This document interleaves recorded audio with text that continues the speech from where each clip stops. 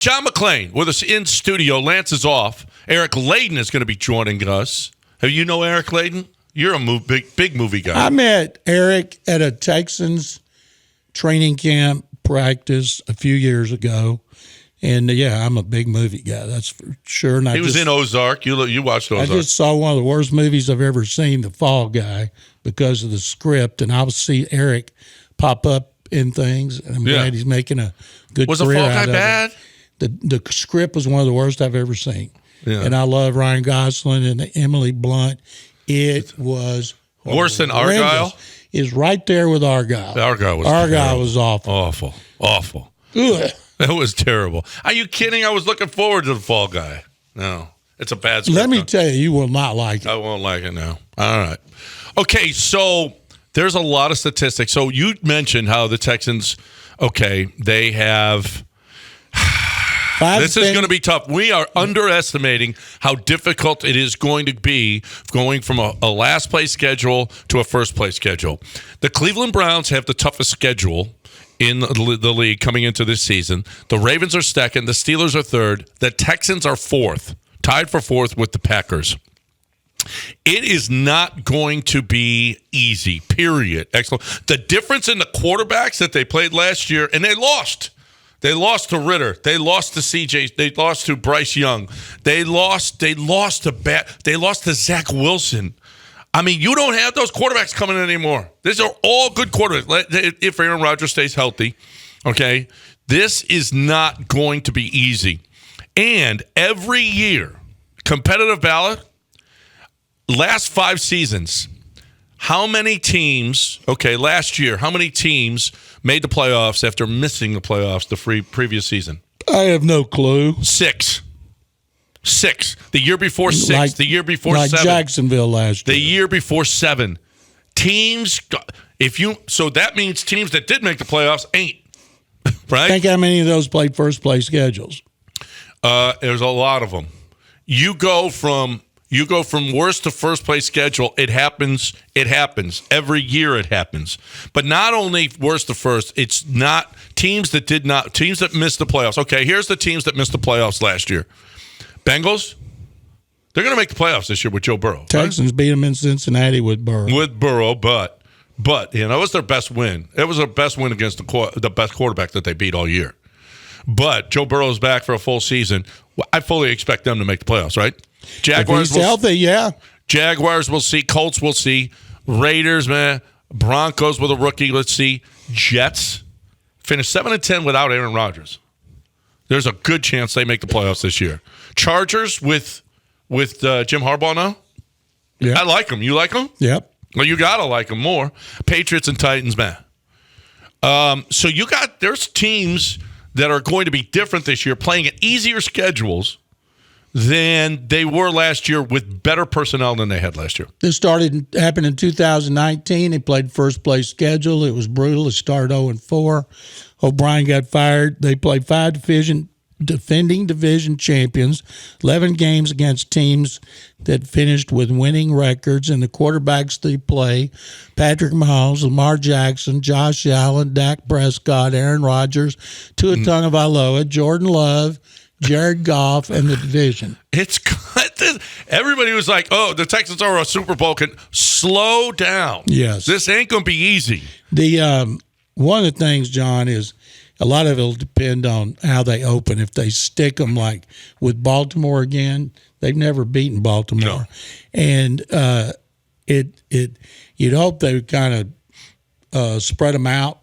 But it's one reason they signed 14 defensive free agents, drafted 5 defensive players, and then re-signed 4 of theirs is to get ready for those quarterbacks. No question. The Texans are going to be better. They've got better players this year. They've got CJ, who's and by the way, you talk about a possible sophomore slump. You talk about NFL teams catching up to him.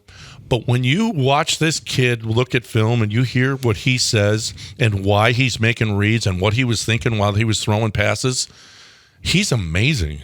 He is, all of that S2 stuff where he read and react and he was slow to react to stuff, it couldn't be further from the truth. He is I mean, he's so advanced for a rookie, the things that he was thinking about. And he was talking about, well, I was supposed to go here with this play, but I saw the safety take a step back, and I knew that I had and he hits Dalton Schultz on a little skinny post, and he's like, I just saw I had Tank over here, but I saw this over here, and it's like, wow, that you're getting that kind of play and that kind of thought process out of a rookie. I would think that he's going to just continue to get better, right? Yeah, well, he should, of course, and one of the reasons he was as good as he is, he got great coaching. It started with Bobby Slowick and Gerard, first-time play caller, Gerard Johnson, first-time quarterback, full-time quarterback coach, and then behind the scenes, Case Keenum did a great job working with him as a mentor, which I think is one of the reasons they signed Case. Is they're not in the locker room with him. And Case is. And so those three people had a huge impact. Bobby Slowick will be gone, should be after this season. He came close this season. He wasn't ready to be a head coach after one season as a play caller. Remember D'Amico had opportunities. He went back, wanted another season as a play caller. And I suspect Gerard will be the coordinator next year. And who knows, Case might go into coaching, Case might go into real estate, but he's got coach written all over him if he wants to do it. But why not back up again and take that $3 million or whatever? Just do that as long as you possibly can. Oh, by the way, he was the pick over Davis Mills anyway. And he was and everybody loves Case. Case, if he were a coach, I wonder if the Cougars offered him a job and the Texans offered him a job, which one would he take? I'm thinking as much as he loves the Cougars, it wouldn't surprise me if he didn't go there. And if they could pay him something close. The NFL pension is so much better. Oh yeah, you got to think about that. Your years in the league, you want to get that pension and stay in the league as long as you possibly can. If only from an economic standpoint, the NFL would be the choice. All right, the first game against the Chiefs. The Texans are going to be traveling to the Chiefs this year. The thought is, of these four teams, Chargers, Ravens, Texans, Bengals, which would be the best opener? For the Texans? No, for the Chiefs. Oh, for the Chiefs. Well, I would think with a division rival, with the Chargers and Harbaugh's first game. I think that would be Chiefs versus Harbaugh and Herbert, Mahomes versus Herbert. I think, and they have such a rivalry anyway. Give me that one over the others. So this story, the probable is the Bengals. Joe Burrow's return. He's gone in there and beaten them there. There is a rivalry. It's Burrowhead Stadium. That's a real possibility. But a fun game would be the Texans going in there with C.J. Stroud and this revamped defense. And listen, the Chiefs' offense wasn't the same last year. They scuffled a lot. Their defense won them a lot of regular season games. Spagnuolo did a great job. Great job. And they're going to be back. Obviously, they're going to be, a lot of those guys are going to be back, and Chris Jones is back, which is awfully nice. But I think the Texans going to the Chiefs, of course, they could save that for a Sunday night game. Yeah, it's not going to happen the first game. It's got to be either Burrow or Harbaugh, one of the two. Yeah, Harbaugh's a big Texans got to be really good another year and win some more in the playoffs to get a game like that. But, yeah, it would be. Or Lamar. Texans play so many good games it can be primetime games. Yeah. I don't know how you can even pick them. How many do you think they'll get? I think they're going to get. Okay, are we counting 3 o'clock games as primetime games? No. I think that it's at least 4. Oh, do you? I think it'll be 3. I think it's at least 4. Thursday night for sure against the Jags or, a division game. Maybe even Tennessee, and we'll see with the uniform stuff and whatnot. Because, Al Michaels always gets the crappiest division games. So you're gonna have that, at least that. They're going to be on Monday Night Football, and they're going to be on Sunday Night Football as well. Do you count Thanksgiving as a primetime game? No. You don't? I want to see him play the Cowboys on Thanksgiving.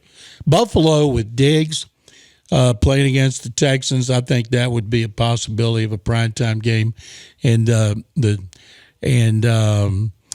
And boy, would the Jets with Rodgers be a possibility? Well, the Cowboys on a Sunday night if it's not Thanksgiving Day. Cowboys.